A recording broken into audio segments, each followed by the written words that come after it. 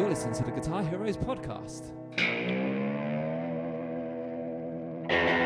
Hello, and we're live. Episode number 22. How are we all doing anyway? Before we get stuck into it, how's everyone hanging in there? Everyone doing okay?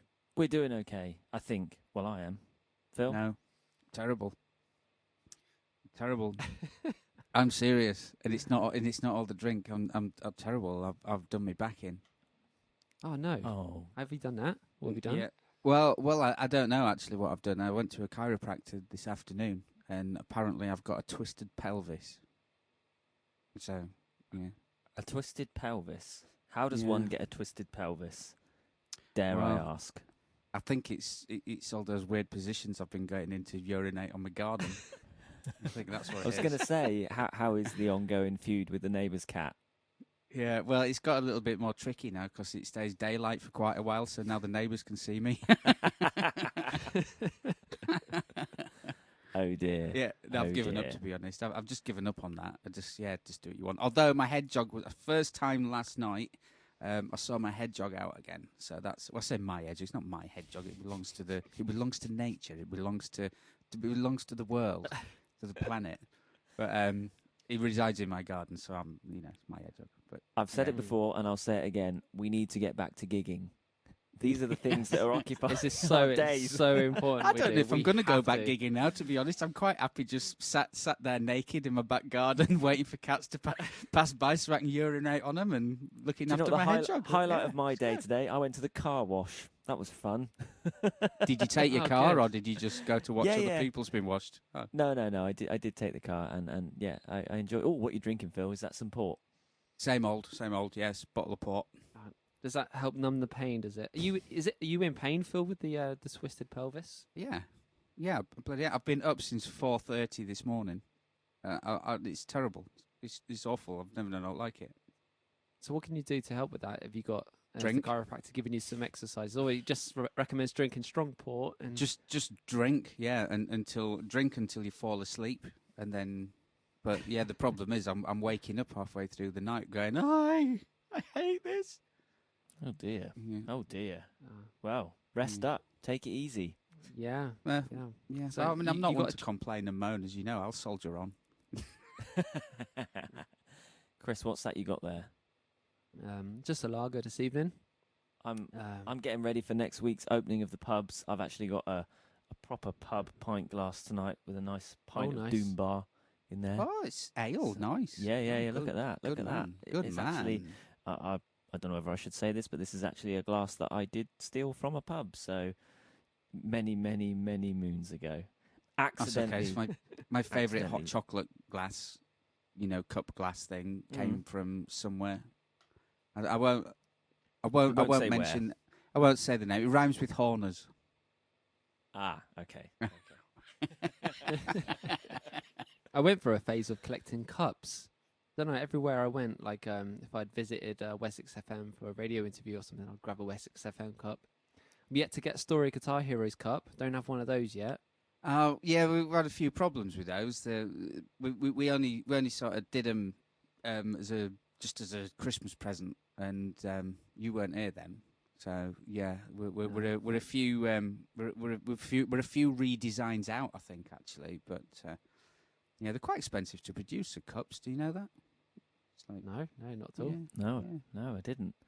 Well, maybe we should, give an advance warning to the listeners. If we're not on the podcast next week, it's because the pubs have really gone very well.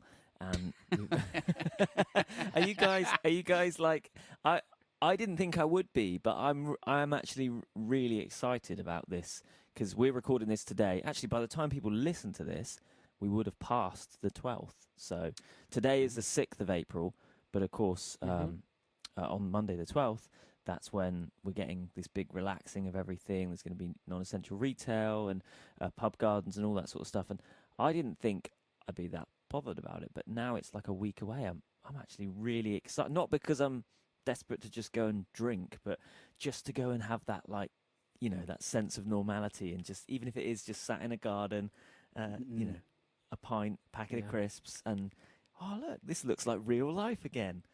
Yeah, I don't suppose think it's going to so. be feel much different, is it? Because I mean, you're not allowed in the pubs yet, but I think this time of year when everything starts getting a bit shinier outside and the nights are longer, I think people are desperate to stand outside anyway, just to get that summer vibe in. So I don't think it's going to feel much different. Well, look at Yeah, this. I'm really This is glad- the first podcast we've recorded, Yeah. and there's actually daylight behind me in the window. So Yeah. it's I'm looking forward to going shopping as well. It's probably one of the first times I'm actually looking forward to going buying some new clothes. You've done enough shopping this year, Williams. You've bought a base. Don't do anything else. You won't be able to handle it. Trust me, that kind of shopping is fine with me anytime. But I've been wearing the same T-shirts for the last year, and We know the so, stink. I was gonna say now that we're now that things are opening, it's probably good the shops are opening. I need to actually get some clothes. I can't go out naked anymore. So yeah, we're only dressed. We've just been dressed from the top half up for the last 6 months. I don't have any jeans. Yeah. Any And not even the top half sometimes, as you guys know. Well, No. yes, we'll spare the No. listeners. Maybe we could. Thank God maybe it's a we could all- podcast. Hey, cheers Yeah, to well, that. when all the pubs open, maybe we could have a get together, a Weatherspoons or something, and trying to reignite those old feelings of being on the road. And Oh, that we would should be, do it. We should do it. Yeah, definitely. Should we go out and have like a do Go all and get a all the parts breakfast. of a gig day without the actual gig? So we'll Yeah. meet up. We'll load the van. we'll drive somewhere 100 miles away. We'll go for a cheap meal in a Spoons, and then we'll just come home. I'll be ill that night. Is that all right? Your back will be playing up. My back will be playing up. Yeah. That'd be no good. I mean, it sounds like we miss Weatherspoons, but the minute you're in there and you taste that microwave dross that they serve, you'll be like, oh no. I honestly think our first trip out, and the listeners have probably fallen asleep. So thanks for listening. You may as well tune out now. Just switch it off. It's just pointless because we're just having me and the boys are having a good old jolly here. So yeah, you may as well just switch off and go listen to Gardener's World or something like that. Why not? Apologise. Yeah. But yeah, I think our outing should be at the Balti House. Our first band outing should be definitely down the Balti House when that's Oh. allowed to. that'd be a great call. Yeah, Oh, never that'd be mind these lovely. Weatherspoons nonsense.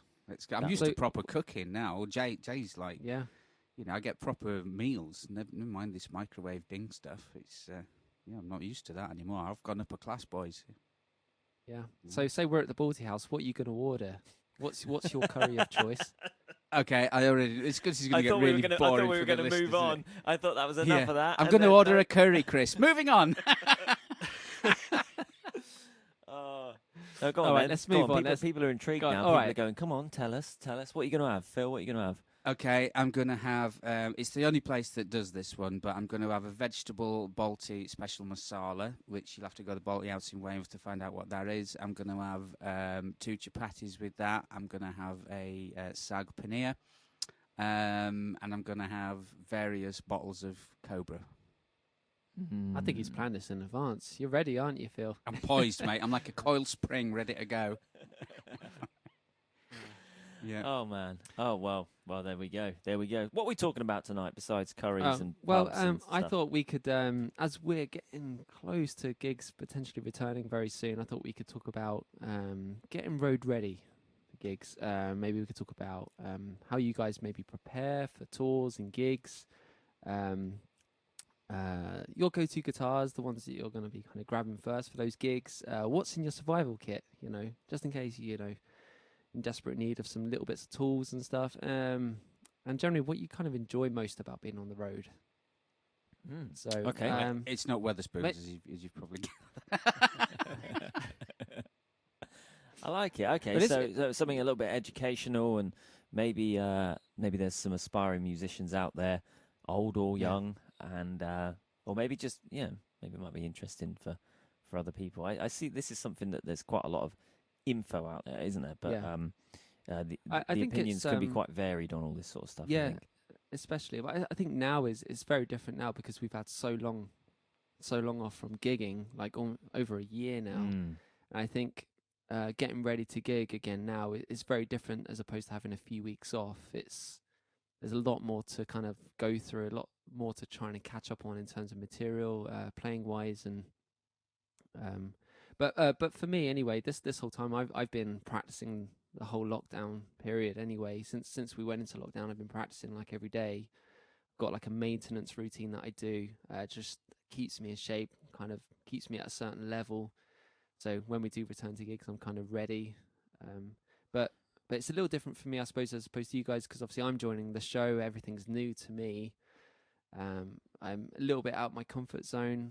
It's not like, turning up to a wedding or, turning up to a reading gig where you just got the music in front of you. I've got to try and get used to all the changes between songs, different use of guitars. Well, I'll stop you there, Chris. Before we get into that, go on then. You mentioned about this routine. Why don't you tell us a little bit about what you've been doing? What does your routine include? What have you been doing to stay in shape, shall we say? Okay. Well, basically, it's not a case of improving with my. It's more of like a maintenance thing. So it's not a case of improving, but trying to just keep at a standard I was prior to the lockdown. So it's broken down. It's an hour broken down into 4 sections. First part is and generally a non-creative thing, something I can already do. That I might just want to maybe get better at, but just try and maintain a certain level of, and that could just be finger independence exercise, running through scales, chords, just general fretboard knowledge, basically. Yeah. And technique. The next part is getting creative as well, because I think you find times of frustration and just not being inspired. So I'll always try and find something new, just to try and keep ideas fresh. And then sometimes a lot of it I will just stick on a record. I think I mentioned this to you before, Lee, but I'll often put on a record something that I'm not familiar with, something that I know, maybe like a Carrie Underwood song, like a country pop track or something, and I'll try and audition for the song. Okay. Or try and audition for the band. And in that moment, I don't know the song. It's my first time playing through, and I'm going to try and learn as much as I can through it, and just try and put me in an uncomfortable position, generally like pre-gig nerves, that kind of thing. Yeah.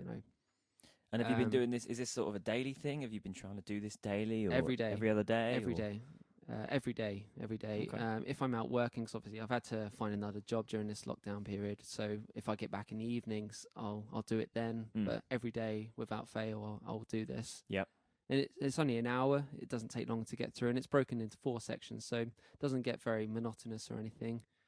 I'm not there drilling scales for ages or anything, so I don't find that fun at all.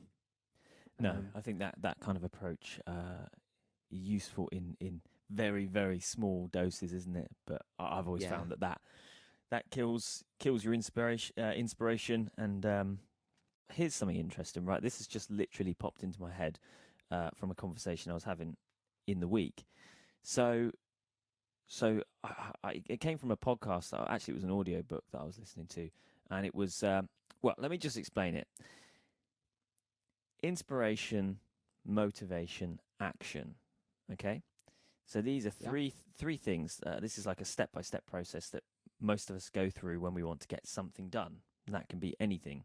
It can be music-related, business-related, fitness-related, anything like that. But if the action is the thing that you want to do, we normally have to feel inspired, and therefore we feel motivated, and then we do it. And there's a bit of a misconception that it just flows in that direction, I think.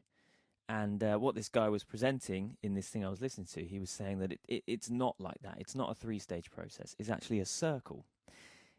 What happens is, all too often we wait around for the inspiration to strike or the motivation to strike.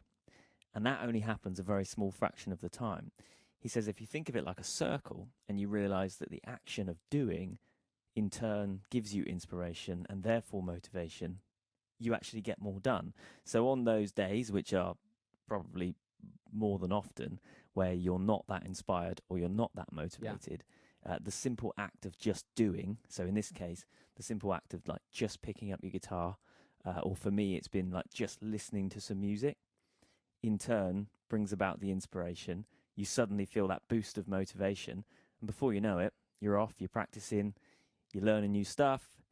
But if you just kind of sat around and said, I don't really feel up for it today, you won't get a lot done. Never going to get is done. What he was saying. No, there's a lot of truth in that, I think. And yeah, you're right. Just getting on with it and just trying to force. Sometimes you kind of have to force something to happen. But it could just be like you kind of play a couple of notes and it's like, oh, that sounds cool. And then suddenly you're away. Just like the simple thing of doing. Yeah. if you're not sure what you need to do or where to start with it, just in our case, just pick up your guitar and just do something. And 9 times out of 10, I think all of a sudden you will start to feel that inspiration, that motivation, and before you know it, you might have been playing for an hour or two. Because if we just sit around and, you know, we all have those days where it's like, I'm not really up for playing today, or that's just not really into it. And if you kind of wait around for that divine inspiration, I think most of us will just spend, you know, most of our days just waiting. I think this is where like stuff like the Helix comes into its own as well, because like there's so many cool sounds in there. Like you just find something that's a little quirky, and then I find like I'm away, I'll be there for hours. I'll lose myself in like a particular sound, and like some of those reverbs in the Helix are incredible. And like I just find myself just getting really ambient and just playing a load of rubbish, but it keeps me inspired. You know, I've been learning some working on some country licks that Phil's given me recently as well. Go on, give us that bend. Go on. No. Should I play what it should? Phil's going to do it. Oh, go on. Watch me muck it up. I'm going to muck it up. You ready? So this is in reference to something that happened, what was it, a couple of episodes back? Yeah. I think it was the one that we did with Al, so go on, Okay, Phil. here we go. Oh, no, that's not it. Sorry.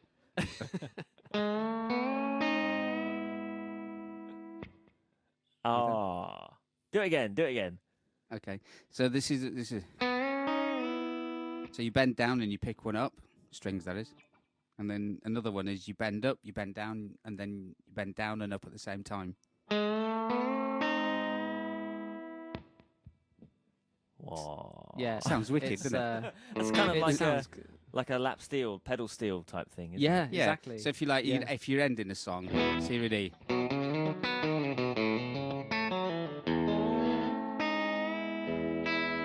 Obviously, don't play it with the trem. That's bends like that. The trem goes. You're better on a telly, not a Strat. Yeah, on the telly. Yeah, but like, but those ideas are great. I've never played anything like that before. Like, it's definitely put me in a position like I'm like I felt like a beginner with stuff like that, and it's great. I love that feeling, and I'm quite obsessed as well when it comes to trying to learn and practice something. I will just keep going until I fail, and just keep going until I get it right. See, I don't know. Country players, their hands are like octopus, aren't they? It's like you watch people like Brent Mason, and you just think he must have about 6 fingers to do all that. He's great. I love Brent Mason. Just going back to what you were saying, Chris, about your routines and stuff like that. I think I'm kind of a little bit. My routine's a bit like Albert Lee's, in that we don't have one.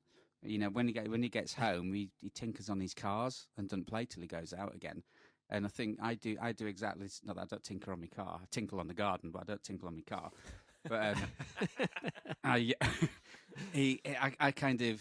don't practice at all. I don't play at all. But there must have been a period that you did. There must have been a period that you did because of the level of playing that you're at. You must have put the time. Oh yeah, of course I did. Some point. Yeah. I mean, now, for the last 6 years, since the show's been running, I haven't had time. You know, and I think the way I look at it is my routine is I look at it like almost training for a fight or something like that. You know, or an athlete. You know, I don't think they're going full tilt all the time, but when they're getting close to the event, you know, their training routine sort of steps up, and you know, because they couldn't sustain it, could they, if they were doing that? You know, 12 months a year. And I think I kind of do the same thing. Because I'm so busy running the business side of it with Jay, I look at it as, right, we've got so many weeks to go now for the show. Now I'm going to get into play mode. And I'm lucky though. I don't do any other gigs. The guitar show is my gig. I don't have to learn other stuff. I used to do all that, and I used to have to learn the set for other things that I was with. But as far as sitting down and having a routine and things like that, you know, maybe I will at some point when I pull away from the business side of it a bit, which I'm hoping to do this year if we ever go back to work. But yeah, I think I look at it like that. I look at it more of like, you know, the last few weeks I'll train for an event. I think that's how I'll probably do it. Yeah. Well, maybe then, Phil, you could, because I see there's two parts to preparing for a gig, whether it be Mm. your first gig or whether it be, a sellout tour or a wedding, Mm. whatever it is. There's the personal preparation and sorry, the musical preparation. So obviously making sure you're up to speed on the music side of things, but then there's all of the other things, which to be honest is probably the biggest category. And Phil, you're someone who could probably speak to that side of it as well, because Mm. you are naturally very kind of organized and very prepared with everything else. You might have, let's give some like really extreme examples, but you might have like the typical muso who's like a fantastic player, but Mm. can't find his shoes in the morning and doesn't know how to where's the Yeah, gig, yeah, gets yeah. lost on the way to the gig, turns up at the wrong Yeah, yeah. venue.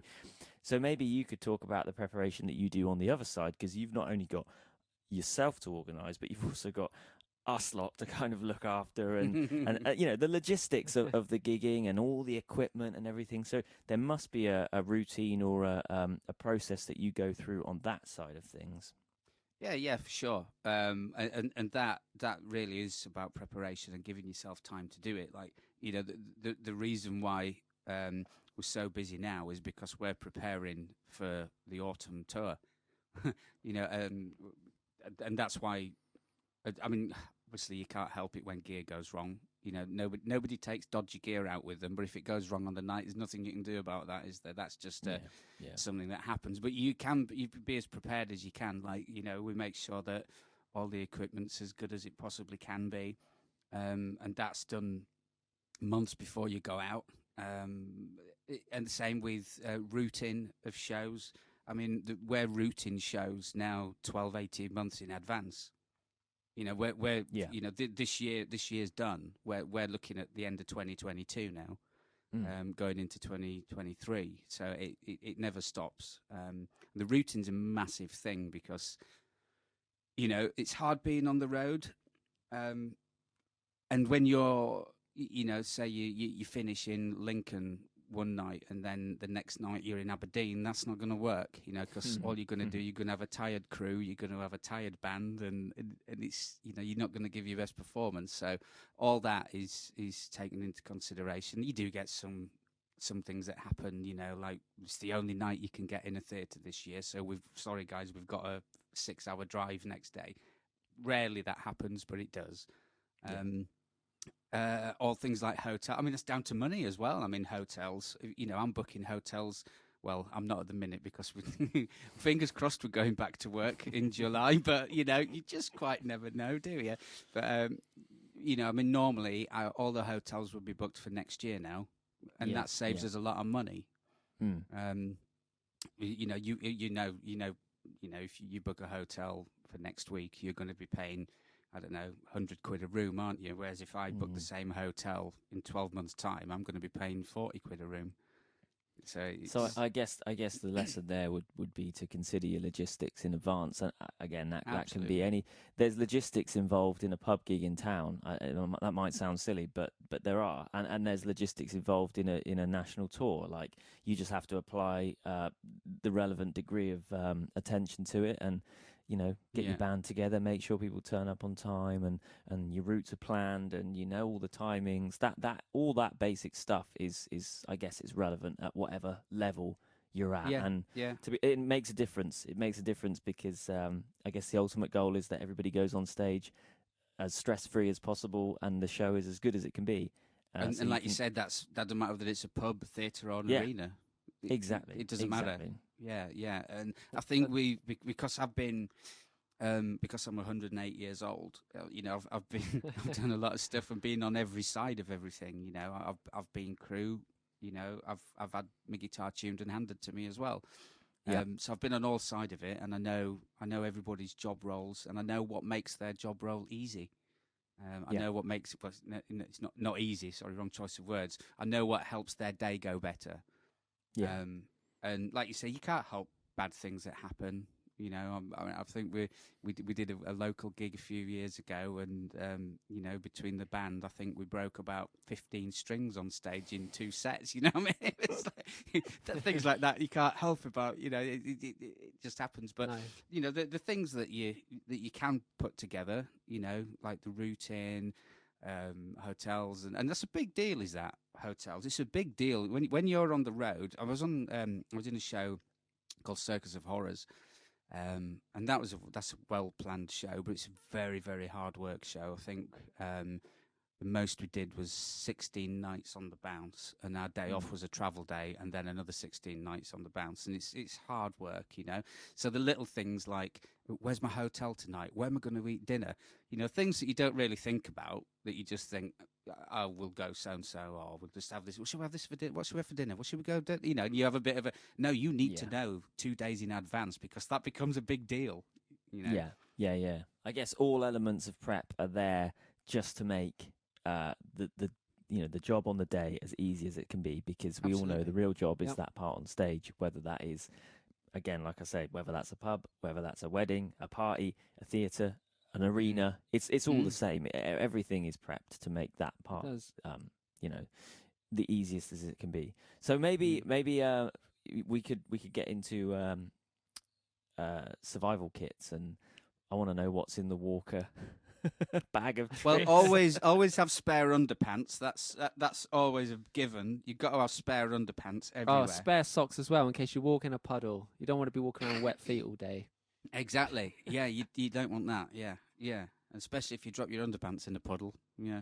Anyway, survival kit. What would you never, what would you never go to a gig without, whether it be a pub guitar or besides a guitar? What would it? Spare strings. We're all going back to this. I feel like we're all going back, slightly feeling like noobs again. Like this is just going to be our, there's a degree of that. So I keep going through things like, am I forgetting things? So I think it's good to refresh on this stuff, because I think it is going to feel weird. I think we're building this up to be something a lot bigger than it is. Within the first 5 songs of being on stage, it's a bit like we never left. That's how it's 100% agree. It is all in our heads, but we've had a year to think about it, or more by the time we get to it. Okay, so I would say survival kit. Well, I don't think this applies to the guitar show, but if you're just doing normal sort of gigging, take 2 guitars. Always take a backup guitar. That's your. I was kind of half joking when I said your guitar, but always take a spare guitar with you, and I never practice what I preach. If I do gigs with other people, I usually just take 1 guitar. I'm dreadful. But I tell you what I do. I usually take my number 1 Strat. Everybody knows that one, and it's got Fender 70s tuners on it.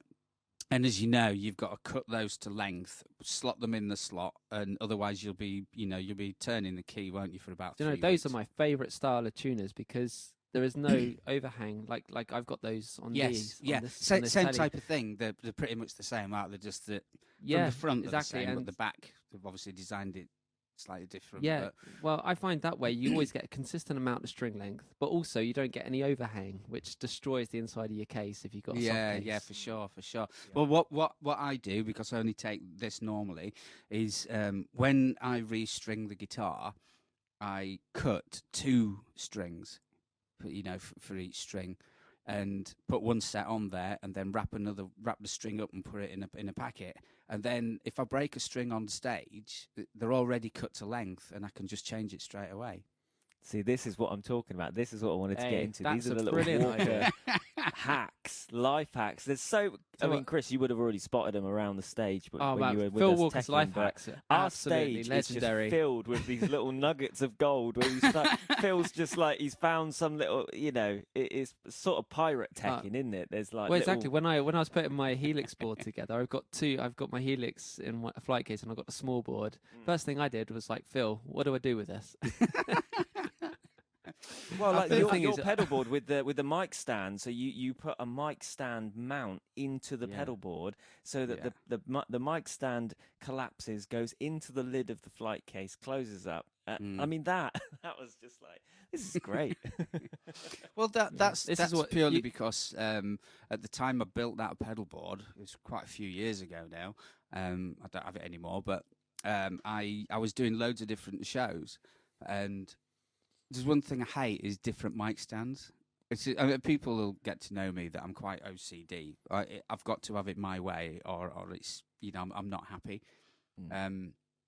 I guess it's through years and years of cock-ups that you realise that certain things work for you, and that's Yeah. an individual thing. Yeah. What works for me might not work for you. But yeah, I like a certain mic stand, and I've built one into my pedal board because I thought, well, whatever gig I'm on, I've got my own mic stand and I'm comfortable. I'm happy with it, and that's what being on stage is about. It's about being happy. Nobody wants to be on stage and see loads of miserable faces. They don't want that. The people are out to have a good time. They want to watch you having a good time. Yeah, but this ties into you being prepared for the gig in advance. Getting everything organised. This is so crucial, I think. And like you said, Phil, it's individual for everyone. Yeah, everyone has their own little things that they do. I think my my biggest. This is really funny, and I had to use this. I'm thinking of doing it again next year. I don't know. We'll see. But talk about being prepared. So I've got. I had 2 wireless systems on my pedal board. And just really, really briefly, I used to have 2 straps. So system 1 on one strap, system 2 on another strap. And a guitar tech at the time used to swap the strap over to whichever guitar was coming next, and we'd swap around and do it that way. And the Helix, one transmitter went into input, the other transmitter went into the second input for the guitar, and on the presets, it used to swap between them. So there was no noisy changeovers or anything like that. And one night, the both transmitters shit out. And I was like, oh, no, this is dreadful. So I just went to a cable, and the cable shit out. Oh, my So goodness. what I'd done, I'd programmed the Variax on a Variax cable. So whenever I'm changing all the sounds on the Helix, it's changing all the guitar sounds on the Variax. So, say I was playing a Strat for Hendrix, the Variax was set to Strat. Say I was playing Les Paul, the Variax was set to Les Paul. And it was just sat on a stand there, just doing its thing, just changing as I change it. So the cable went, and while the guitar transmitters were being sorted out, I think it was just like a couple of cables. It's ironic that 2 cables had broken on that night. And while they were being sorted, I would just pick the Variax up.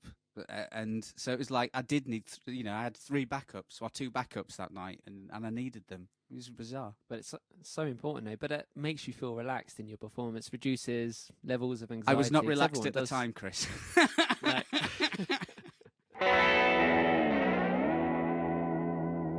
You're listening to the Guitar Heroes podcast. So what about you guys then? Do you guys have a survival kit? Do you have something in particular that makes you feel comfortable?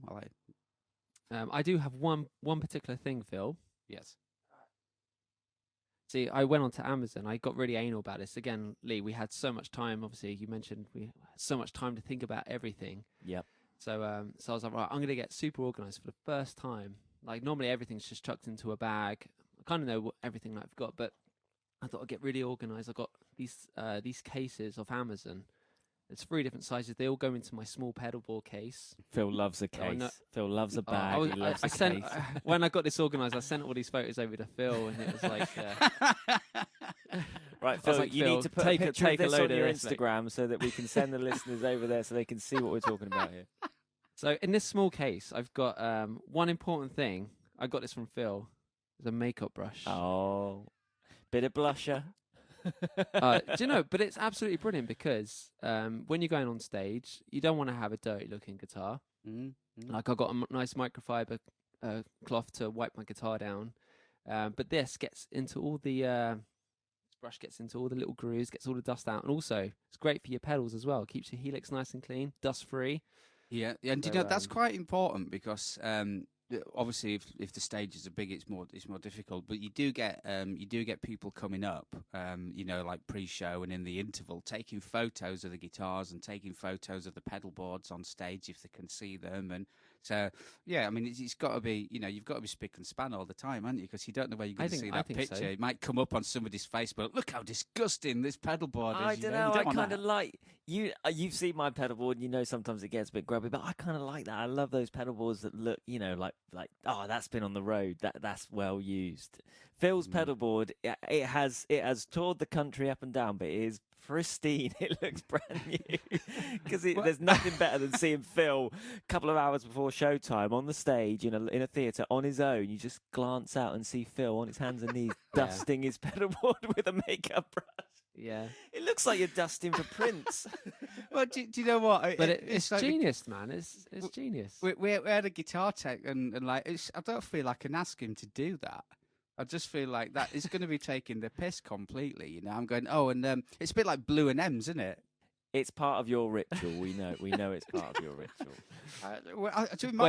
When we get back out there, go on, Chris. I was going to say Lee and Al are going to be looking over. You and me can both down in front. Well, actually, I joke about this, but very often when I see Phil doing it, I say, "Oh, Phil, can you come and give mine a little dust?" And he comes out. He likes to do it, so he comes over and gives it. You can imagine all three of us there just brushing our boards. We do That'd get be some great. people sometimes think we're absolutely insane, but they're on all fours there cleaning the pedal board. Say, you should see me with my lawn. I get my toothbrush out and brush every blade of grass. No, this is rock and roll. This is the future of rock and roll. We should be kicking back with some beers backstage, but no, we're on stage dusting pedal boards. Yeah. So, Also, one extra thing is great for any guitar player to carry is a drum key. You never know when that drummer in your band doesn't turn up with a drum key. The drums sound like, that's their problem. absolute Mate. That's their garbage, problem. and you go, yeah, but you never know, and you become that guy. He's like, man, he is well prepared, and so got my capo. I love this on my electric guitar. This is a Shub it's a Shub. C1. It's the first one. Yeah, it's the first one they came out with. I think there's a new variation of this now, but That's Yeah, weird. I've got the I'm, new I'm one. holding a capo at the moment. How weird is that? We're all just holding capos. I think I me and use it Chris like a have the stress same one. reliever, like this. yeah. But these are brilliant. Honestly, I've had this for like over 10 years. It's never failed on me. I used to have a Kaiser one, the like spring-loaded ones. Yeah. But I find they give up over a few years. Well, while we're on the subject, I'm plugging the D'Addario spring-loaded capo. Had it for years, okay. never let me down. And I like the spring-loaded capos because you can move them one-handed. So if you're sort of playing with capo, you can slide. You don't have to reach across. And anyway, I've got a Dunlop spring-loaded one, but have you seen those capos that have got a tuner built in? no, Have you seen? No. They're awesome. not seen that. They're awesome. I mean, they might not work. I don't know. I've never actually used one, but yeah, it's capos with a built-in tuner. I think that's a really good idea. That. I suppose it That's a makes brilliant sense, idea. doesn't it? Now that it does. clip-on tuner technology, you can pop that in a capo. Yeah. Or did I imagine that and I've just like given a really really good idea away? I don't know. New from Walker Innovations. Does your capo go out of tune? Hey, try this. Write it. Phil, write it down in your quote book. Date it so it's your idea. Yeah. Well, it's on this podcast, isn't it? What's the date of this podcast? Is it the 6th of April or something? So there you go. If anybody else is trying to do that, it was my idea. And send the royalties to Phil Walker at PayPal. So next thing up in my bag is a slide. Got to use this on. What's the track in the That looks show? like a rock slide to me, Chris. Pink Floyd. This is a rock slide. I've got this is a brass one, heavy brass one, and man, these are so comfortable. Yep. The rock slide's absolutely brilliant. I've got a glass one as well, but the only issue is with that I've got to quickly change in a Pink Floyd number after the slide. I've got to just drop the slide, and using a glass one, I mean, it's just going to shatter everywhere, isn't it? So just the brass one's great. The only downside as well, it's quite heavy. Everyone's going to hear me drop that, so I need to come up with a solution. No, trust me, Chris. The level we play at, no one will hear it. It's fine. It's It'll fine. be fine, mate. I mean, Lee dropped a whole lighting rig and no one heard it. I'm moving up to a next size bag here, mate. Look at this. Oh, next size bag. Strap in, folks. Is it What's bag what's number I've got two? my Bag So two in of here, 16. I've my Shure in ears, good old Shures, 535s I think they are. My wireless pack. Oh, blimey. Got my Helix USB stick. Oh, Some ear plugins, so when Phil's playing guitar, I can put those in. Yeah, very good. And some spare 9 volts. You'll need those in the hotel room, Chris. That's where it'll come in more important. Yeah. Yeah. When I'm snoring. Chris, what's And, that? I've What's got that some long spare pink cable. thing? One minute, let me just put the battery in it. 1 second. That's what his 9 volts are for. His transmitter doesn't take 9 volts. That's Oh, this is all for Al. I've got his drum key and his pink thing not here. for the hotel room, Chris, not the stage. Oh shit, it's the wrong bag. Oh, do you remember? Al's the only drummer I've ever known to travel with bath salts. So in Al's Oh, survival yeah. kit, I know, he pulled I out know. some bath salts, Himalayan Oh my bath goodness. salts. Oh, why didn't that come up when he was last on? I know. Oh. Well, actually, on that point, I mean, I think you've covered, the basic. Everybody knows the basics. If you're a guitar player, make sure you've got backups of everything. Make sure you've got spare cables, spare strings. Strings, There's enough of that yeah. information out there. But for me, equally as important as the actual, the equipment side of things is like your personal preparation. And I think that's the one thing Yeah. that I see most musicians, maybe if you're new to gigging or new to, you're stepping up. When I first got into going on the road as such and touring, it's that side of it that becomes so important to the performance. Equally as important as a fresh set of strings and a good setup on your guitar is your headspace and your personal nutrition, rest, anything that you can do. Again, it comes back to that idea of all of your preparation is to make your life on the day of the gig as easy as possible so that you go on stage in the best frame of mind. And so aside from all the gear that we've discussed, there's kind of like the creature comforts part of it as well. You mean like Greg's? Well, that is a key part of it. A Greg's and a gin and tonic from Weatherspoons, but no, like so when I'm packing for the road, I'll be thinking, right, this is the stuff that is for the stage, and obviously pedal boards, guitars, that kind of thing. But there are things that I will take to a venue, and I will now sort of take these to smaller gigs as well. So even if it's not like a tour, if I was doing a pub gig now, I would still approach it with the same mentality in that I'm gonna take just basics, food and water, towels if it's going to be a sweaty gig. If you've got some downtime, like think of something that you're going to want to do with that downtime. So if you've got the luxury of a chill out space, a band room, a dressing room, a van to hang out in, something to pass the time, because most of the, we play on stage for maybe an hour or two every day, but most of your day is literally passing the time. And you don't want to be bored and you don't want to be uninspired when it comes to showtime. So something to listen to music with. I like to listen to music before we go on stage so that you can kind of get pump yourself up. You can't just go completely cold and go, boom, it's showtime, here we go. All those little things are the things that I think I think you kind of have to do it to learn what's right for you. But I think in the first instance are going to be overlooked, because you're going to know, right, I need to take my best guitar, I'm going to take my best pedals, I'm going to take all of this. It comes to gig day and you go, oh no, I'm stuck at some wedding venue in the middle of nowhere and I've got no food and I haven't got time to drive. So we've all been there. You've gone on stage and like timings have gone wrong and you're absolutely like famished, and how that can affect your performance. You're exactly right there. I mean, normally it's, when we go on the road, we could be on the road for a week, 2-3 weeks at a time with the show. Yeah. You can't take 3 weeks worth of fresh food. You'd just be on pot noodles for 3 weeks, wouldn't you? But if you are doing like the odd 1 or 2 gigs in a row, something like that, last year now, I did some gigs with a friend of mine who does Warner's with a tribute show, and they normally give you a good meal at Warner's. You can go have the carvery, or if it's curry night or whatever it is, you get to have a really good meal at Warner's. But because of COVID, they want trying to be as safe as they can and keep the dirty band out of the way. Do you know what I mean? So I've got my sandwich box. You like my sandwich box, Chris? It's got compartments in my sandwich box. It's beautiful. You'd really like that. Yeah, you better put all your 9 volts in different compartments. It's amazing. Better than your sandwich box, Phil, is your under the seat compartment in the front of the van. Oh, that's brilliant. That is. I don't know how far we got into touring, and I hadn't noticed it. And then one day we're driving down the motorway, and Phil just he just clicks open the seat, lifts it up. It's like, oh, like gold light shining out from this like treasure trove of food and drinks. We're in the back, like, can we stop for a Greg's? Phil's like, nah, I'm all right. In the front, he's got. But those are the things. Let's face it, we're probably going to have the music down by that point. If you haven't got the music down by gig day, then you're leaving it a little bit late.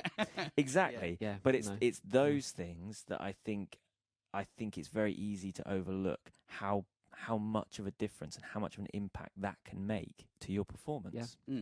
Yeah, I tell you what. For most part, I can't remember where I got this from, but I take a tin of beans to most gigs. And it's generally like Sainsbury's or Asda or Tesco's do a tin I'm of glad he's mixed sharing beans. with You you, get, Lee. But there's been so many times you turn up to a gig and there's no food and you're in the middle of nowhere, especially if it's a wedding, you're in the middle of nowhere to get any food. But it's all right because I got my tin of beans and that will keep me going. I have recently been on to using like a shake type of food from a company called Huel. Fuel with a H. Oh, yeah. And it's like a food supplement, but it's basically gives you everything that the body needs. It's all plant-based protein and complex carbs and stuff. And So I just need to say generally something. This podcast contains no paid promotion. But when you're desperate for food, a shake, one of those shakes will give you like 400 calories, and it's all good food. At least you know. Food is so important. A It gig is. day, unless the gig is 5 minutes from your house and it's a very casual thing, there's no way around it. A gig day is usually a very long day because if even if it's not a tour, like sometimes actually when you're on tour, it is slightly easier because once you get over that initial hump, you're kind of in the routine of things. But for me, like the one-off gigs, or if you have to travel a long way, let's face it, most gigs finish pretty late. Everybody goes home, and then you've still got the travel after it. It's a long day, and it throws your personal kind of routine out the window. Yes, and you it can't does. always eat at the most convenient times. You And just there's hit the not- nail on the head there for me, Lee. Definitely. I mean, the hardest part of gigging for me is getting out of the house. Yeah. Once I'm out of the house, you get into the route and it's bang, you just slot into that routine, don't you? Yeah, But actually yeah. getting it. Do you know I've actually got a bag packed now? I could go do a gig tomorrow. I've got my on the road bag constantly packed. Really? I have double of Oh, everything. what's in it, Phil? Come on, what's in your bag? Oh, Chris, you don't want to go. Oh, into this could be a new Don't section. ask. What's in Phil's bag? Feels like the gigging equivalent. You sound like some sort of like undercover, you're sort of like on call. The government could call at any moment. You've got your go bag ready. I'm not 007. I'm 335. But honestly, yeah, it's those things for me that they make all the difference. If you've got one gig, if you've got 10 gigs, if you've got 50 gigs in a row. I mean, if you look at the extremes, you look at the big bands that we all aspire, the big work that we all aspire to get to. There's a reason that Metallica goes on tour with such a big crew. It's not just because they can afford it. It's because they need to make their job as easy as possible because they're going on stage every night. And there's a reason for those little routines. And they're always the best bits for me when you watch the behind the scenes. Yeah, you see the guitars and you see the equipment. I want to know about the catering. And I want to know, like, every band member has their own little thing in the dressing room about what they need to do, their own process that they need to go through. And it's almost like they get quirkier and quirkier the bigger the artist. And I don't necessarily think it's an ego thing. I think it's that they've spent enough time out there doing it to learn like what they need to do. And they're also confident enough in themselves that they'll do it. Like I watched a video today it was really great. It was that I sent you guys the link. It's a series online that Brian Johnson from AC/DC's been doing, and he did an interview, like an hour-long session with Dave Grohl, and it was great. And Dave was talking about this. He was saying about, when he's at the venue, and when he's at a show, he's entirely in gig mode. He's entirely invested in just delivering the best show he can give. And so he's learned over time that the most important thing, he's not backstage doing guitar warm-ups and stuff. He's not even doing, I think he said he's not even doing vocal warm-ups. The most important thing he's learned is that the band go on stage in the right headspace. So he spends 20 minutes before every show hanging with the band, making sure everybody's in the same room and making sure they're laughing. And he says we wait for that moment when we hit the biggest laugh, and then we go out. And he's sort of, he's actually held up shows. He's, 10 minutes to go. We're not quite there yet. 5 minutes to go. Everybody's loosened up, a couple of drinks, laughing, making some gags, taking the mick out of each other. Boom, there's a big laugh. Let's go. Showtime. And that side of it is, you just wouldn't know that stuff, I don't think, until you've done it. Well, I think that's what we should do then. When we go back on the road, we need to go to the green room and play Naked Leapfrog or something. We'd certainly be laughing.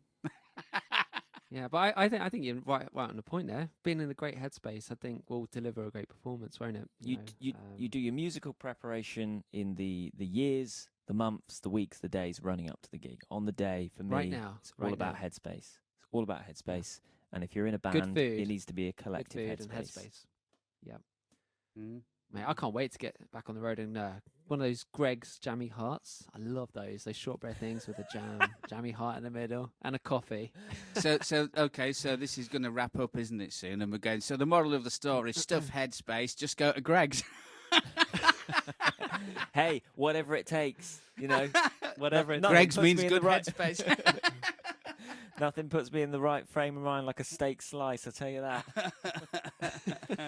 I can't help but come prepared with a couple of notes. I'm just going to read these off, right? I didn't know what to prepare for today, but I knew we were going to talk about gigging, touring, that kind of stuff. So I went online and I thought, well, this is going to be a pretty conversational episode. I just Googled touring, and there was a couple of interesting things I thought I'd throw out there, right? Do you know what the highest grossing tour of all time is?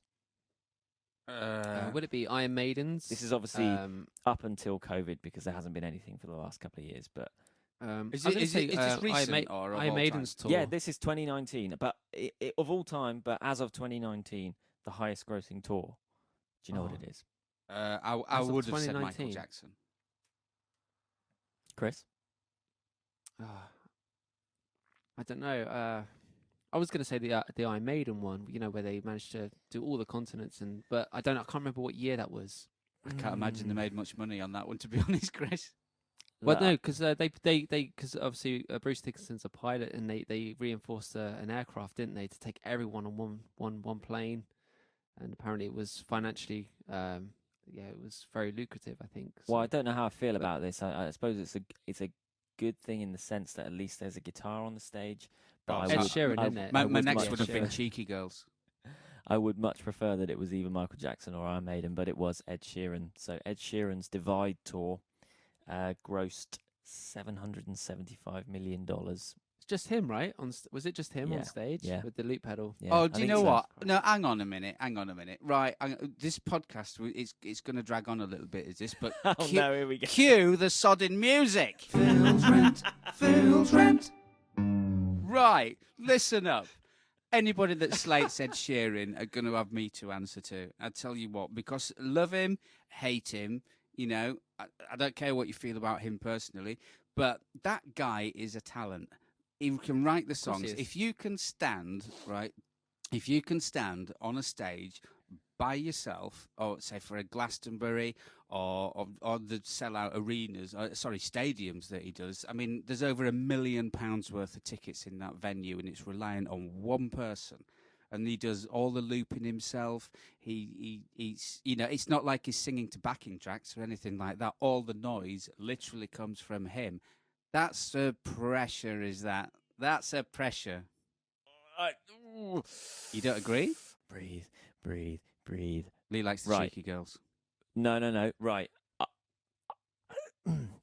I'm torn. I think it's a good thing, and I'd never want to prevent the guitar from being front and center and having more singer-songwriter, actual musician, pop stars is a good thing, because there's no denying Ed is a fantastic pop star on that front. He can certainly sing, he can certainly play, and he can certainly write. But on the point of writing, I've just Googled who wrote Shape of You, which is, I think, one of his biggest, if not his biggest hit. And I've just got a list of about 7 names that were involved in that. And it's a pretty simple song. This is my problem with, I think he's a great talent that is now in the machine and is now what he maybe was in the first instance of a guy who was writing his material and being very Like you unique take like with the everything. songs like A-Team, which was great because it was very unique, you know, very honest. I Rick, think, but Rick you're Beato totally did a right. video on this the other day, and he was saying, why is it now that all mainstream music sounds the same? Why does it all use the same chord structures? Why does it all use the same beats? And I think he might have even used Ed Sheeran as an example. It's because they're not written in the same way that creative bands would get together and write and bounce off musicians. They're written in songwriting sessions. So 2:00 in Nashville on Wednesday, you've got a songwriting session. We need to get a hit out of this. We're going to bring in a team of 7 people. We're going to put it over a samba beat, and that's it. Here, someone in the corner scribbling that. You know, it's that kind of songwriting, which is like. So if you were Ed Sheeran, would you not do that? No, I honestly think that he possibly still could be the artist to break away from that, because let's face it, he's made enough money and he's got enough control and enough influence over the industry now. I think it's a shame when you see people who are obviously creative as him and as talented as him losing their shine because they're falling into the machine. I think he could be someone that could break the mold for us. Well, I can think of 2 people. I'm not going to mention the names. I can think of 2 people that have stood on their, they call it laurels. They've stood on their laurels. Yeah. They stuck to their guns, and the record companies wanted them to be one thing, and they've stuck to the guns. And I do believe one's working in Tesco's now. Oh, no. Which is nothing wrong with that, but when you set out to be a rock star, it's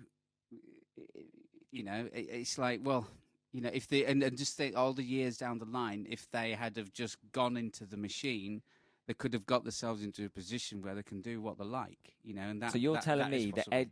Ed Sheeran, possibly the biggest selling artist of this time, if he turned round and wanted to, go a different route, that he'd be in Tesco within a few years. No, I'm not saying that. I was talking at the beginning of the career. Okay. Oh yeah. But that's what I mean. I think now he's at the point. Any of these artists that are at the point that they're just superstardom. I think they must have so much control now, and like, he's never gonna be not be selling out big venues. That superstardom comes with super pressure. I mean, pressure that the likes of us will never understand. So constant, if he's in the you see from, machine like, where films. people are going to look after him, they're going to write his songs for him now, and they're just going to make it easy for Ed Sheeran to be Ed Sheeran, then, maybe, I don't know, maybe mentally he doesn't have a choice. Maybe he feels that he has to do that now. Because like I say, when there's millions and millions of pounds worth of tickets all resting on your shoulders, that's a pressure. Yeah, $775 million in that tour. Yeah. There you go. Yeah. There you go. But, okay, to contrast that, in terms of mileage, who is the artist that has toured the most?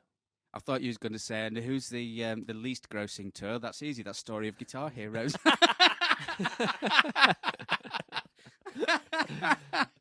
So go on, who do you think? Who's toured the furthest? If you put them in a straight line, who would have gone the furthest? Well, as As in in physical 2019? miles of touring? Yeah, we're talking distance. Who's covered the most mileage Is it of all time? of all time? Of all time. I am, I have to, the disclaimer here, this is some fairly loose Googling that has led me to this, but it sounds right. It sounds believable, so we'll go I with it. would probably say the Rolling Stones. It's a very good guess, and I Oh, think they were in the That's top a very 10. good guess. What about Michael Jackson? I know, Phil, you mentioned him earlier, but obviously worldwide good. superstar, isn't he? No. Well, We're not right, are we? I could tell by Lee's face. our survey says actually the two names on the top of the list, number 1 and number 2, were both DJs, but this is not a DJ podcast, and I don't know who they are. I don't know their names. So number 3 and the first musician was Bob Dylan. I was He going to has- say him. I was Now, real. I now was. he has got the benefit of time because he has been doing this since 1959. So he Nearly maybe as long got as a me, slight, isn't it? a slight advantage. But this particular website that I found, it says that Bob Dylan has toured a total of 1,389,374 miles, which is the equivalent of 55.8 times round the Earth. And coming closely behind him is Metallica with 52.5 times round the Earth. So I suppose if you think about it, Metallica's in the lead because Bob Dylan's been going a lot longer than Metallica. well, I thought that. So Yeah, if you look Mm. at it that way, Mm. absolutely. So when Bob Dylan pegs it, Metallica will be there, won't they? You know, can we wrap up on something? Can Yeah. we? Yeah, Of yeah. course. Can we Yeah. wrap up on? Lee's going to do the socials. Okay, I don't want to talk about it now. All right, but Lee's going to do the socials. I want everybody to post a picture on their Instagram, on their personal Instagram, not the Guitar Show one, but their personal one, of one guitar and one piece of equipment, you know, like amp or pedal board that they would take on a gig with them, just on a normal type gig. You can have one guitar and like one pedal board or amp type thing. Post a picture for next for when it goes out next Monday night or Tuesday morning. okay, Oh, okay, yeah, that sounds doable. Cool. I think it's going to be surprising to see how similar our three pictures are, yeah, because I can pretty much guess the equipment we're all going to post. Chris, did you have anything to add? no, to be honest, I mean, this is something we can definitely continue talking about because obviously when we get back out gigging, there'll be some things to add, I'm sure. But I mean, what went wrong? yeah, yeah, one went wrong. We weren't as prepared as we thought. Christy did more than one makeup brush.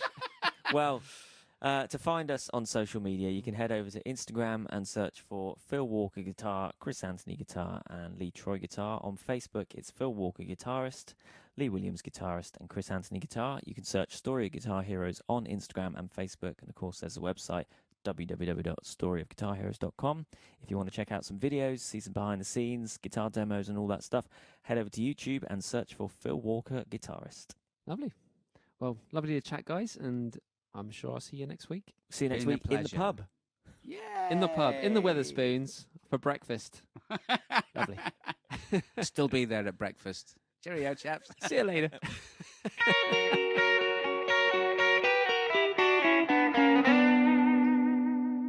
I've got to be honest, my back is getting much better the more port I drink. Oh. We're doing somersaults in my garden.